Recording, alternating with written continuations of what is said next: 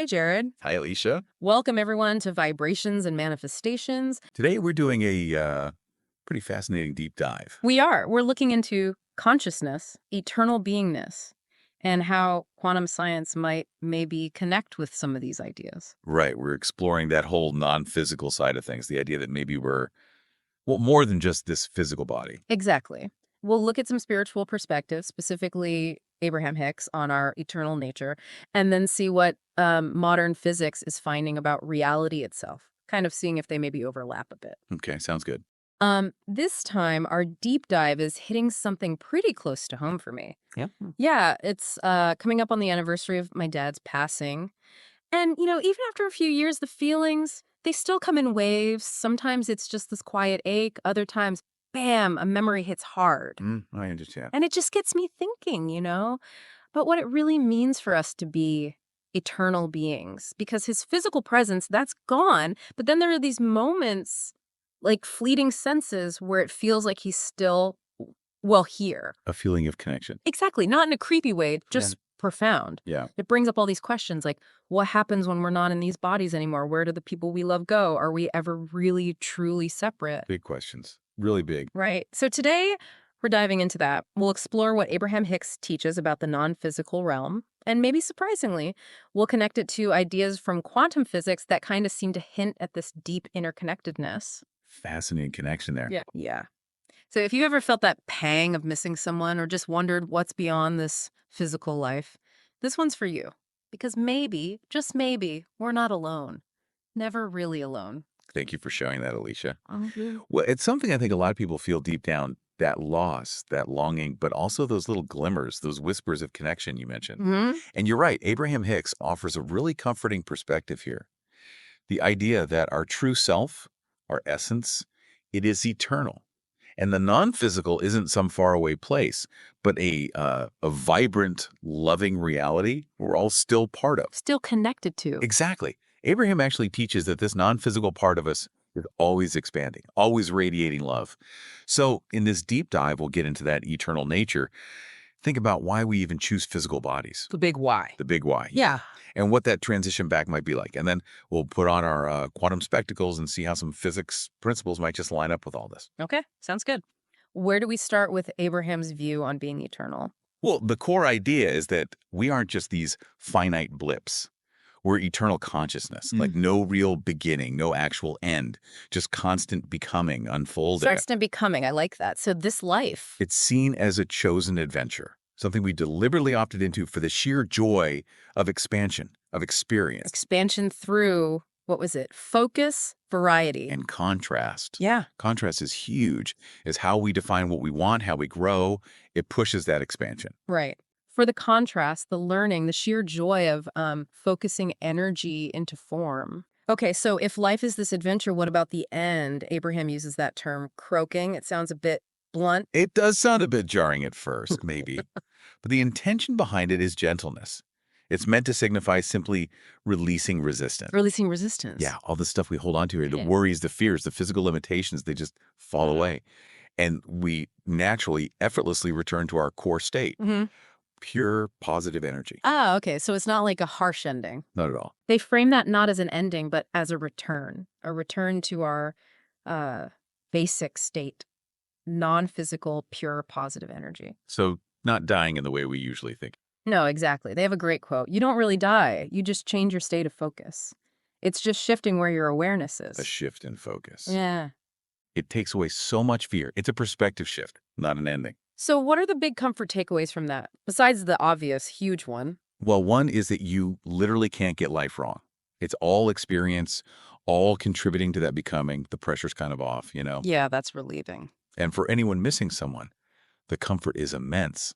They aren't gone. They've just shifted. They're on that higher, broader, freer vibrational frequency. Still totally existing, still part of everything. So like graduated to a different classroom, but still in the same school? That's a great way to put it. Yeah. Experiencing things more expansively. Still connected. Okay, so if they've shifted to this non-physical frequency, what's it like there, according to Abraham? Imagine. Pure, undiluted positive energy. The feeling is described as overwhelming, unconditional love, absolute freedom, pure joy, and that constant sense of expansion, of becoming more. And the difficult stuff, fear, sadness. Gone. Doesn't exist there. It's replaced by just knowing, deep well-being, Hmm. instant clarity, no regrets, no what-ifs. Wow. That Yeah. sounds incredible. Is it like a place? Heaven or something? Less a physical place and more of a vibrational state. Think of it like radio waves. Okay. The frequency of love, of pure positive energy from the non-physical, it's always broadcasting. It's everywhere all the time. It's just a matter of whether we are tuned to it. Ah, so connecting isn't about going somewhere. It's about tuning ourselves, Yeah, finding that frequency. exactly. Tuning into love, appreciation, those positive memories. That's the dial. And this is where it gets really interesting, right? Because some of these concepts, Mm-hmm. interconnectedness, maybe even this vibrational idea, they seem to have weird echoes in quantum physics. Exactly. It's fascinating. Different language, different methods, but yeah, echoes. Let's maybe get into some of those quantum ideas and see how they might relate, like the observer effect, for starters. Okay, the observer effect, right? Let's unpack that. What's the basic idea? So, in the quantum world, tiny particles, they behave differently when they're being measured or observed. Like they know we're looking? Kind of. Before you measure them, they exist in this state of potential, like a cloud of possibilities. The act of measuring seems to force them to choose one state. Is that like the famous experiment, the one from '98 at Weissman, with the electrons going through slits? Precisely that one. Yeah, when they tried to see which slit the electron went through, the pattern it made totally changed. Just looking altered the outcome. Okay, but does looking mean us, like our consciousness, Hmm. or just the measuring device? That's a key point, isn't it? It is a very key point. In standard quantum mechanics, the observer is typically the measurement apparatus. But there are interpretations, theories that do explore whether consciousness itself plays a role in collapsing that wave function, moving from possibility to reality. It's definitely debated, not mainstream science yet, but it's out there. Right. Important distinction. So when we talk about our focus shaping our reality, Well, some interpretations might lean that way, suggesting our awareness participates somehow. It definitely resonates with concepts like the reticular activating system in our brains, how our brain filters reality based on what we focus on. so maybe birth and death aren't hard stops, but shifts in focus. Like watching different parts of a river flow by. The river's always flowing, but our attention moves. That's a really nice analogy for it, yeah. A shift in observational focus within a continuous stream of being. Okay. What's the next quantum concept that connects here? Quantum entanglement. This one really bends our usual ideas about space. Ah, Einstein's spooky action at a distance. That's the one. So you can link two particles, entangle them, they then share the same fate, the same quantum state, instantly, no matter how far apart they are. Instantly, even across the universe. Seems so. Measure one and you instantly know the state of the other. It's weird. Now, you can't send messages faster than light this way. It's more subtle, a Right. correlation, but still, it implies this deep underlying connection. Wow. What does that suggest about? Well, everything. It points towards a fundamental interconnectedness of reality. And get this, they've even shown temporal entanglement linking particles that didn't even exist at the same time. Across time. Seriously. Seriously. Which really challenges our linear view of things, doesn't it? It absolutely does. Yeah. So how could entanglement relate to, say, feeling connected to someone who's passed on? Well, it's speculative, of course, but you could theorize that entanglement offers a potential model. Maybe the deep connection, the love, shared experience. Maybe that creates a kind of entanglement that persists beyond physical separation. So the link isn't just memory, it could be fundamental, like a quantum link. Potentially. It resonates with that idea Abraham Hicks puts forward that a loving thought instantly connects you across any boundary. It suggests this universal web of connection. That's powerful. Okay, what was the third quantum idea? Right, quantum superposition. This is the idea that before measurement, a particle can be in multiple states at the same time. Like being here and there. Huh. Or spinning clockwise and counterclockwise Right. simultaneously. Exactly. All possibilities exist at once in a kind of probability haze. Only when you measure it, observe it, does it pick one state. How does that relate to being eternal? Well, you could draw a parallel. Maybe our physical life and our non-physical existence aren't an either thing. Maybe they coexist, like superposition. So we're always both, Hmm. physical and non-physical at the same time. That's the idea. Maybe we're always multi-state beings. We're focused here in this physical experience, but simultaneously part of that broader non-physical field. This physical self is just one aspect of our larger eternal self. Okay, so let's try to bring it together. What happens at death? From the Abraham Hicks view, and maybe with these quantum ideas as a backdrop. Okay, so from the Abraham Hicks perspective, it's described as immediate, a seamless return to that pure, positive energy state. It's like letting go of all resistance, all the limitations of being physical, instant clarity, joy, reconnection. A relief, almost. Very much so. There's a quote they use that's really lovely. Death is like walking into another room where everyone you love is throwing a party for you, and you suddenly realize you were never separate to begin with. Wow, that's a comforting image. Yeah. And the quantum physics angle, any parallels there? It's more theoretical, obviously, but you have ideas like the Oort theory from Penrose and Hameroff. They propose that consciousness is based on quantum processes and microtubules inside our brain cells. Microtubules, tiny structures in neurons. Right. And they suggest that the quantum information associated with consciousness might not just disappear when the body dies. Maybe it persists somehow, released into the universe. Quantum information, surviving. Potentially. And then you add entanglement back in. If connections are fundamentally entangled, maybe those relationships, those bonds, continue to exist at that quantum level even after physical death. So that feeling, that deep sense of connection we sometimes have with those who've passed, it might not just be wishful thinking or memory. These quantum ideas, while still developing, they do offer a potential framework, a possibility that there's something more fundamental going on, that interconnectedness might be real, enduring beyond the physical. This is all incredibly hopeful, actually. Yeah. It leads to the question then, if we are connected to this non-physical reality, maybe even to loved ones there, can we actually connect more consciously right now? Absolutely. And the material we've looked at suggests ways to do that. A big one is focusing on emotions like love, appreciation, joy. Raising our vibration, so to speak. Exactly. Tuning into that frequency of the non-physical. Meditation helps too, obviously. Quieting the mental noise creates space to perceive subtle energies. Makes sense. What about dreams? Dreams are often seen as a bridge, right? A state where the veil between physical and non-physical is thinner. So paying attention to your dreams could be a way to connect or receive insights. And those little signs, synchronicities, gut feelings. Yes. Pay attention to those meaningful coincidences, intuitive nudges, even physical things like goosebumps. These could all be ways that connection is making itself known, or your own inner guidance system responding. So it's about being open, aware, trusting those subtle feelings. It really is. And the teachings encourage actively engaging. Talk to your loved ones in non-physical. Allow yourself to feel their presence. It's safe, it's natural, and it doesn't mean you're not living fully here. You can do both. This has been, wow, a really powerful deep dive. It paints a picture of us as eternal explorers, really. It does. And that death isn't an ending, just a rebalancing maybe, a shift back to our broader self. And crucially, that those we love are always connected. It really does make you want to live more boldly, doesn't it? With Sure. less fear, knowing we're supported in that way. Definitely. Knowing that maybe they are still cheering us on in some way from that non-physical perspective, it's empowering. You know, it makes me think. Sometimes I'll just get a whiff of a certain smell, or a song comes on the radio and it feels so strongly like my grandfather who's been gone for years. It's just a feeling. Exactly, that sense of presence.